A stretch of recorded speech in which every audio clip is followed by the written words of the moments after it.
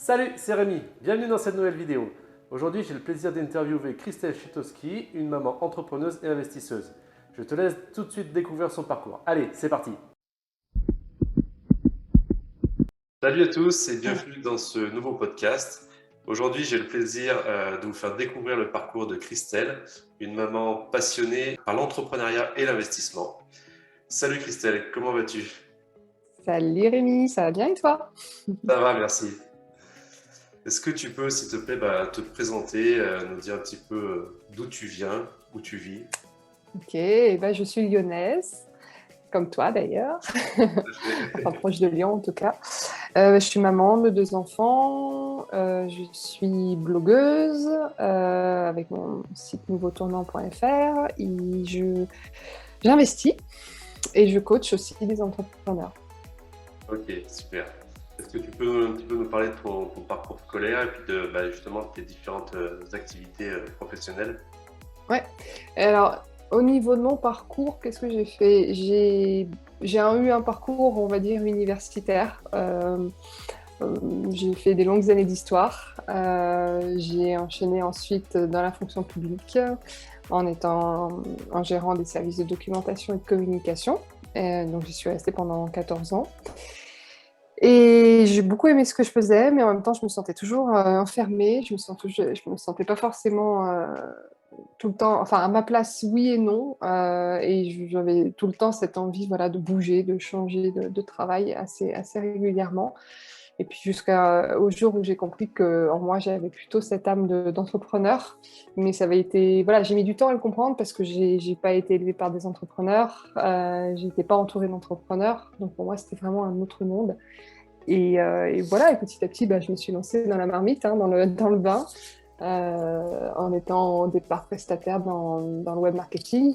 J'ai été totalement autodidacte parce que rien ne me prédestinait là-dedans, si ce n'est le fait que j'adorais apprendre, j'adorais me challenger, j'adorais apprendre de la technique. Et puis je voulais aider surtout. Donc, aider à transmettre, et par le biais de mes connaissances en fait. Donc voilà, je me suis mis à mon compte et puis petit à petit, j'ai commencé aussi du coaching. C'est tombé petit à petit sur moi et après coup, je me dis ça faisait tellement de sens en fait. J'aimais tellement accompagner les gens. Donc au départ, j'ai commencé à accompagner des investisseurs en IMO et ensuite petit à petit, je me suis beaucoup plus orientée sur l'accompagnement de personnes qui veulent se lancer dans l'entrepreneuriat ou qui sont déjà entrepreneurs, qui ont envie voilà, d'exploser, on va dire, au niveau business. Justement, là, tu me parlais un petit peu d'investissement. Euh, Par rapport à ton cas personnel, qu'est-ce que tu fais un petit peu dans tous ces domaines? Dans quoi tu investis exactement? Ok, je pense qu'en fait, je suis assez touche à tout. Donc, au final, mes investissements, ça reflète un peu ce côté touche à tout. C'est-à-dire que, alors, j'ai investi principalement dans l'immobilier. Ça, avec mon compagnon, on avait investi depuis de longtemps. Dès qu'on avait 25 ans, on avait vite cerné l'utilité, en fait, d'investir en IMO. Et j'ai réinvesti ensuite sur Lyon et je fais un petit peu de tout, hein, de la coloc, de la location courte durée, de la location étudiante aussi. Donc, ce qui nous a permis de nous dégager des revenus supplémentaires. Et c'est vrai que ça, je ne m'en cache pas, ça m'a aidé aussi à me lancer dans l'entrepreneuriat, hein, d'avoir ces supports, c'est déjà ces revenus en plus. Et puis quelque part, ça permet aussi de préparer la retraite aussi, quelque part. Donc ouais, tout ça aide. Après, il a fallu se challenger parce que ça fait forcément peur. Et même lorsqu'on a déjà fait plusieurs investissements, on a toujours cette peur, hein, qui nous rattrape en se disant est-ce qu'on fait le bon choix, etc., etc. Et puis sinon, comme autre investissement, on va dire que je vais plutôt réinvestir ce que je peux avoir comme revenu locatif. Je vais plutôt en réinvestir certains dans la bourse, bien que je ne sois pas du tout experte dans le domaine. Donc, je vais être même plutôt en mode passif. Donc, je vais plutôt investir, placer dans des ETF, dans des trackers. Parce que j'ai vraiment pas l'énergie, puis l'envie surtout de suivre, de faire du trading. Je fais partie d'un club d'investisseurs aussi, où là, il y a quelqu'un qui gère le portefeuille des personnes qui sont membres dans le club. Et puis, qu'est-ce que je fais d'autre? Et puis, de temps en temps, je fais des petits placements en mode dans l'or. Ah ben, c'est même pas de temps en temps, c'est chaque mois, j'investis un petit peu dans l'or, je place un peu mes billes. Pour me faire plaisir aussi, j'achète des fois des pièces d'or. Mais là, c'est plus pour la côté, c'est pas sur le côté spéculation, c'est le côté vraiment histoire, en fait. Tu vois, l'histoire des pièces. Là, il y a un peu le côté plaisir, voilà. Un peu le côté peut-être romantique, le côté historienne là, qui reprend. Donc, c'est sympa d'ailleurs d'associer, tu vois, investissement et plaisir aussi quand on peut. Et je sais qu'à l'époque, je me suis bien amusée quand j'avais lancé mon blog, je m'intéressais beaucoup à des placements insolites. Donc je sais que je me suis retrouvée des fois à investir, je sais plus, dans des Lego, ça je me souviens, et dans des bouteilles de rhum de collection. Je m'étais amusée un petit peu à ça alors que je n'étais pas une fan de rhum, mais ça m'amusait de diversifier un petit peu, mais voilà. Donc c'est pour ça ce côté touche à tout, tu vois, je le retrouve un peu partout. Ah ouais, c'est bien. Et du coup, ces bouteilles, tu les as toujours ou... Ouais, je les ai dans mon placard. Mais bon, je ne sais pas si je vais à un moment donné, je pense qu'il faudra que je la rende parce que elles sont là sans que j'y prête attention. Donc je pense que je suis pas une vraie passionnée, voilà. Mais par contre, il y a des vrais passionnés de ça. Tu nous as dit que tu as débuté l'investissement au travers de l'immobilier. Est-ce que tu as eu, est-ce que ça s'est fait naturellement ou est-ce que tu as eu une sorte de déclic à un moment donné et tu t'es dit, il faut que je me lance dans l'immobilier?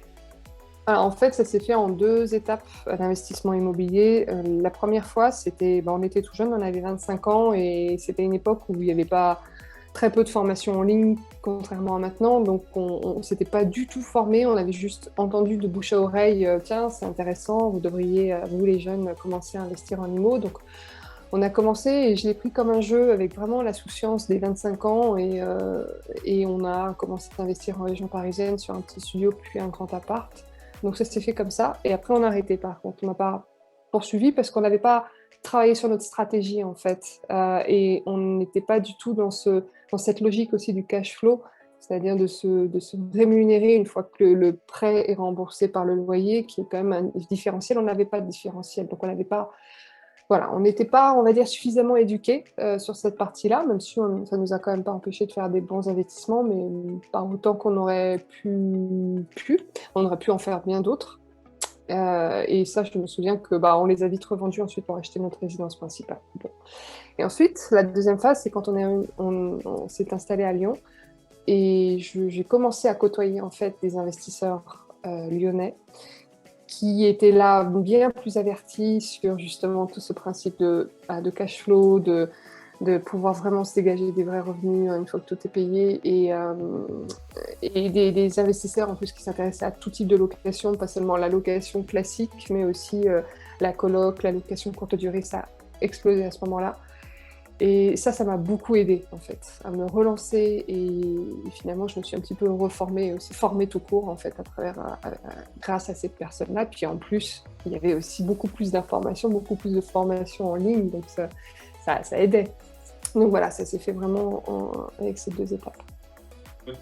Sur la deuxième étape, tu as réussi à te créer une sorte de réseau pour avancer plus vite, quoi. C'est hyper important. On parle tout le temps du réseau et pourtant moi je me considérais pas comme une fan de réseau, loin de là. Et en plus quand on est arrivé sur Lyon, je connaissais absolument personne, si ce n'est une personne qui n'est pas du tout investisseur.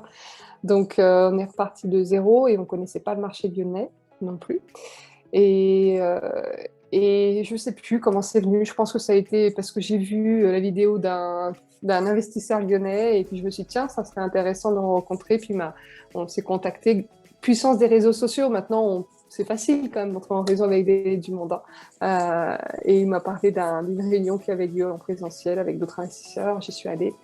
J'ai pris mon courage à deux mains alors que je suis plutôt de nature assez discrète et plutôt à me cacher, mais je me suis dit, qui tente rien à rien. Puis en fait, c'est à partir de là que ça m'a vraiment aidée parce que, en fait, tu entends plein de retours, d'histoires inspirantes, tu vois, de belles success stories. Tu t'éloignes de tout ce que tu as pu entendre par tes parents, des voisins, toutes les histoires où tu n'as que des merdes en fait avec l'immobilier. Donc quand tu vois des personnes qui sont plutôt positives et qui te montrent que c'est possible d'y arriver, et qui te filent des bons plans aussi, des coordonnées d'artisans et autres, ben, c'est hyper soutenant en fait. T'as qu'une envie, c'est de faire comme eux en fait. Ça te tire vers le haut.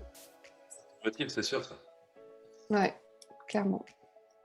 Justement, tu me parlais un petit peu de ton entourage, on va dire de la famille. Est-ce que dans ton enfance, tu as grandi dans un environnement de- financier particulier? Est-ce que tes parents ou ton entourage étaient déjà investisseurs ou pas du tout? Non, vraiment, absolument pas. Du tout. Classe moyenne, moyenne basse, je sais pas si ça se dit, mais avec une maman fonctionnaire et puis un papa, on va dire, technicien en télécom, pas fonctionnaire, mais c'était tout comme, avec le même boulot en place. Non, non, pas du tout entrepreneur, pas du tout investisseur. Ils ont acheté leur résidence principale. Pour eux, c'était le summum, en fait. Et quand ils ont réussi à rembourser le crédit, je me souviens encore, j'étais enfant, je les voyais tellement heureux, etc. Ça y est, on n'a plus de crédit sur le dos, on va pouvoir enfin voyager. Donc non, j'étais pas entourée d'investisseurs, pas d'entrepreneurs du tout, du tout. Dans le schéma classique, on va dire. Exactement, donc schéma purement classique. Et maintenant, par contre, c'est assez rigolo parce que ben, j'en ai parlé à mes parents, ils ont vu, même si eux avaient peur pour nous, clairement, quand ils ont vu qu'on allait commencer à investir, puis au final, ils se sont pris un peu dans le jeu. Alors, ils n'ont pas investi de leur côté, mais par contre, ça les empêche pas de m'aider, notamment quand des fois il y a des rotations et que j'ai pas forcément de prestataire de ménage ou autre. Je sais que ma maman, elle est là pour m'aider, donc c'est sympa. Cool. Est-ce que tu as des erreurs, là, on va dire avec le recul maintenant, est-ce que tu as des choses que tu aurais pu faire différemment ou des mauvais placements que tu regrettes un petit peu ou... Mm, ouais. Ben, là, c'était la première phase, en fait. C'était quand on a commencé à investir, quand on était tout jeune. Donc, si je ne me trompe pas dans les dates, ça devait être en 2005. On était sur Paris et on aurait pu investir beaucoup plus. Mais comme on n'avait pas les connaissances, on n'avait pas, ouais, on n'avait pas de formation, on n'avait pas de réseau non plus.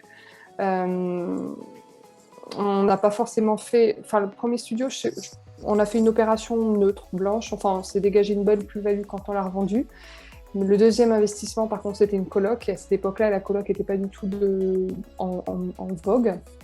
Et on n'avait pas réfléchi à mettre la colocation en mode je loue par chambre. On avait loué l'ensemble de l'appartement. Donc maintenant, avec le recul que j'ai, je me dis, ah là là, on aurait pu avoir un loyer bien plus élevé et on était déficitaire chaque mois. Je crois qu'on payait, une fois que le loyer payait le crédit, on avait quand même encore 200 à 300 euros en plus à payer chaque mois. Et sur le coup, ça ne nous semblait pas beaucoup. On s'est dit, c'est bien, c'est quand même une belle opération. Avec du recul, on se dit, on aurait pu mieux calculer et voir les choses autrement, peut-être même redécouper l'appartement, mais on n'avait pas le regard d'un investisseur, en fait. On n'avait pas cette perspective-là. Et puis, je pense qu'on n'avait pas non plus une autre stratégie quelque part sur du long terme, on aurait pu vraiment enclencher beaucoup d'autres investissements. Et en fait, ce qu'on a fait, c'est qu'on a revendu pour acheter notre résidence principale, parce que pour nous, c'était, voilà, il fallait acheter notre résidence principale, parce qu'il fallait le faire comme tout le monde, en fait. Et au final, je sais que ça a été aussi une erreur d'acheter cette résidence principale, parce que c'était pas la résidence de mes rêves, c'était par défaut, on a acheté cet appartement parce que voilà, mais c'était un appartement qui nous éloignait en lointaine région parisienne, c'était pas l'appartement de mes rêves. Donc ce qui s'est passé, c'est qu'à Lyon, quand on s'est installé, on est redevenu locataire, on l'est toujours d'ailleurs actuellement, et par contre on a décidé d'investir, donc on a vraiment pris le contre-pied autrement par rapport à nous. Et on a eu un appartement, là où on est locataire, un bel appartement quand même, confortable, bien positionné, bien localisé. Donc on n'a pas eu cette impression de sacrifier, en fait, tu vois, de nous sacrifier au niveau de cette résidence principale. Vraiment, là, d'avoir vraiment un vrai confort de vie. Et par contre, tout en investissement, donc on a moins tu vois, cette impression de perdre des loyers, parce que quelque part, on investit quand même à côté. Plusieurs fois, là, tu me parles d'un manque de formation que tu as eu dans le passé. Donc, aujourd'hui, est-ce que tu continues à te former? Est-ce que voilà, tu achètes des formations, des coachings, des choses comme ça? Ou... Alors, ouais. Alors oui et non. on va dire que j'investis beaucoup sur moi, ça c'est sûr, plus qu'à l'époque, hein, parce qu'à l'époque, investir dans des formations, dans des coachings, pour moi, c'était pas encore concevable. Et maintenant, ben, c'est normal. Enfin, en tout cas, pour moi, c'est devenu normal d'investir comme ça. C'est vrai que j'investis beaucoup sur ma partie business à moi, c'est-à-dire sur la partie entrepreneuriat, parce que ce sont des choses qui me passionnent. Sur l'investissement, je dirais que là, j'ai investi pas beaucoup, si ce n'est un peu des fois sur l'analyse du marché, sur les perspectives de l'année. Voilà, ça a été ma dernière formation, micro-formation que j'ai pu acheter pour aller un peu plus vite, en fait. Et encore une fois, c'est parce que je te disais, moi, j'ai pas le temps, j'ai pas l'énergie, j'ai pas forcément l'envie de tout suivre, de tout analyser. Donc moi, si jamais j'achète dans une formation, il faut qu'elle me donne toutes les billes et qu'elle me fasse gagner du temps, que je sache quoi faire. Qu'est-ce que tu recherches quand tu investis? Qu'est-ce qui te motive le plus? Bah, quand j'ai commencé à investir et à réinvestir, ce qui me motivait le plus, c'était d'avoir du temps, en fait, derrière.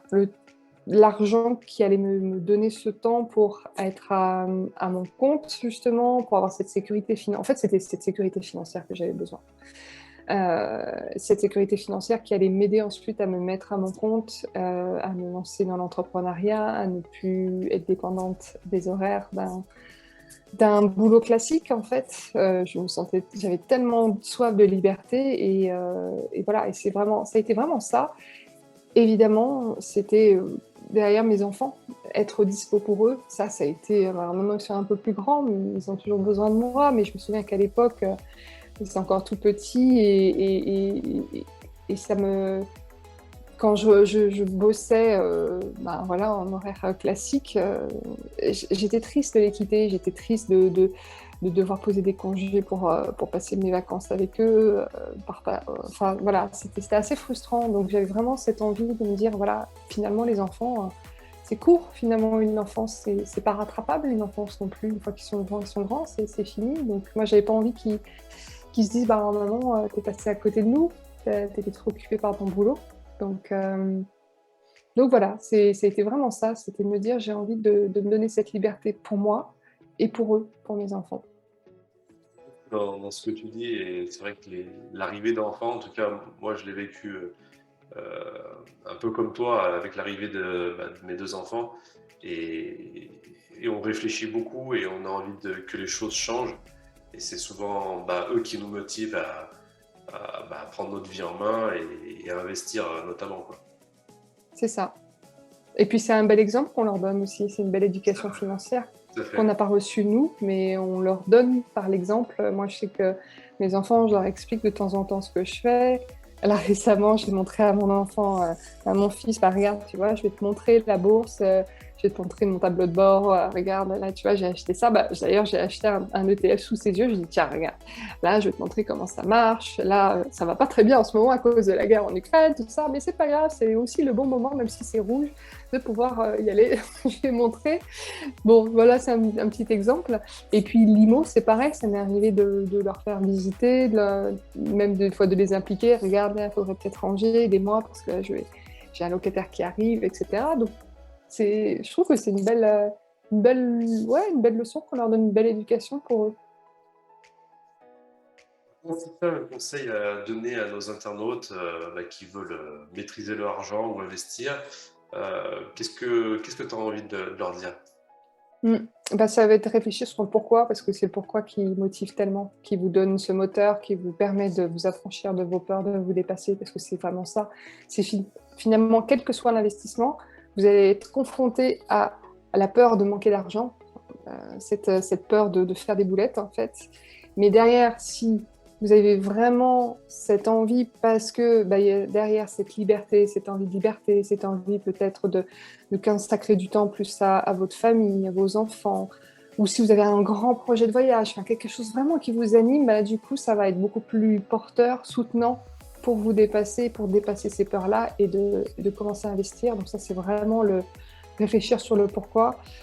La formation, évidemment, il ne faut pas le voir comme de l'argent en fait, à gaspiller. C'est plutôt un investissement aussi, rien qu'investir sur soi, investir dans une formation, bah, ça va vous faire gagner tellement de temps et ne vous mettez pas forcément sur des formations gratuites, des formations qui peuvent être obsolètes aussi dans le temps. Misez vraiment sur des personnes voilà, dont vous connaissez le sérieux ou qui vous inspirent par leur parcours et ça va vous faire gagner tellement de temps, tellement de temps. Et puis, je dirais aussi vous entourer.